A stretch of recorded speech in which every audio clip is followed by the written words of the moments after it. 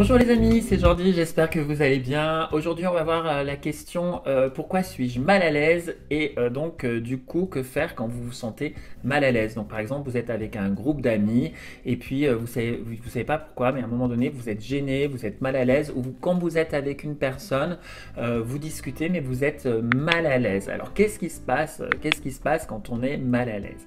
Alors quand on est mal à l'aise, le fait de se sentir mal à l'aise déjà c'est pas une émotion en soi, c'est un ensemble de choses qui viennent nous dire qu'il y a quelque chose qui n'est pas OK pour nous entre ce que l'on veut montrer à notre interlocuteur et ce qu'on veut lui cacher. En fait, on se sent mal à l'aise quand on veut cacher quelque chose, c'est-à-dire qu'on a une façade sociale avec l'interlocuteur, mais ce qui se passe à l'intérieur de nous, c'est l'inverse qui se passe, c'est le contraire. Alors les situations où ça peut arriver, par exemple, vous êtes avec une personne et cette personne, elle vous plaît, mais imaginons peut-être soit cette personne, elle est déjà prise, soit vous êtes déjà en couple, en tout cas, ou peut-être c'est quelqu'un avec qui vous travaillez, et en tout cas, eh bien, cette personne, vous ne voulez pas montrer vos sentiments, vous ne voulez pas lui les dire, ou vous-même, vous ne voulez pas les avoir, et bien dans ces cas-là, effectivement, quand vous allez être en lien avec cette personne, vous allez vous sentir mal à l'aise. Pourquoi? Parce qu'il va y avoir d'une part votre attirance qui existe à l'intérieur de vous et en même temps cette attirance que vous allez refouler et la relation que vous voulez maintenir, qui va être une relation peut-être normale, une relation de travail, une relation amicale, et vous ne voulez pas que cette personne sache, et vous-même, vous ne voulez pas avoir ces sentiments. Donc du coup, qu'est-ce qui se passe? Eh bien, c'est une situation avec cette personne, vous allez vous sentir mal à l'aise.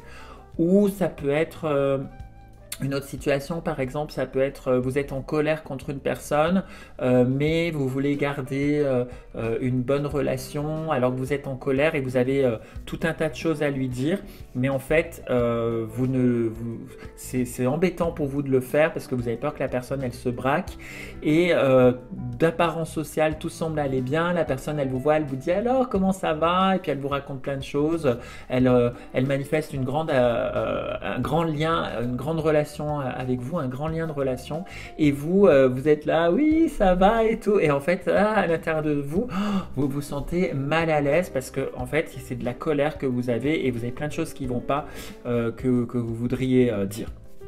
Voilà, donc qu'est-ce qu'on fait avec ça? Alors qu'est-ce qu'on fait avec ça?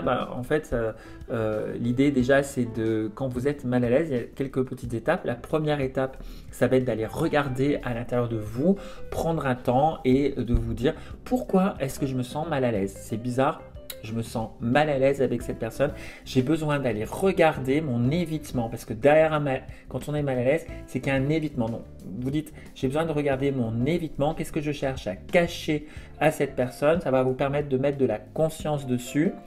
Et dans un second temps, de pouvoir régler cette situation. Alors, c'est vrai que c'est pas toujours facile parce que parfois on ne peut pas le faire et puis on a le droit aussi d'avoir son jardin secret, mais dans la plupart du temps, on peut quand même. Donc, ça va faire appel à d'autres émotions, peut-être du courage, peut-être de l'affirmation de soi, mais de pouvoir discuter avec la personne, de dire voilà, dans cette situation avec toi, je ne suis pas très à l'aise parce que voilà ce qui se passe. Et vous allez exprimer ce qui se passe et souvent, quand vous avez exprimé ce qui se passait, vous allez ressentir du soulagement et ça va apporter beaucoup plus de fluidité dans vos relations.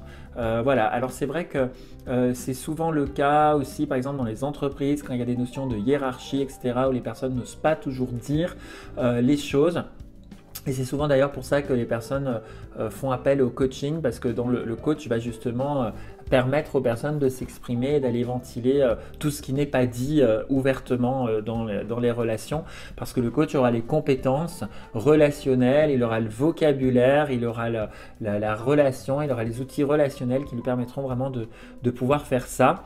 Voilà, donc ça peut aussi faire appel à un coach, pourquoi pas, ou sinon, voilà, comme je disais, regarder ce qui se passe en soi et avoir le courage de l'exprimer. Voilà, n'hésitez pas à vous abonner à la chaîne, c'était la petite vidéo de la semaine, et à commenter cette vidéo, à liker, à commenter. Merci à vous les amis, à bientôt, au revoir.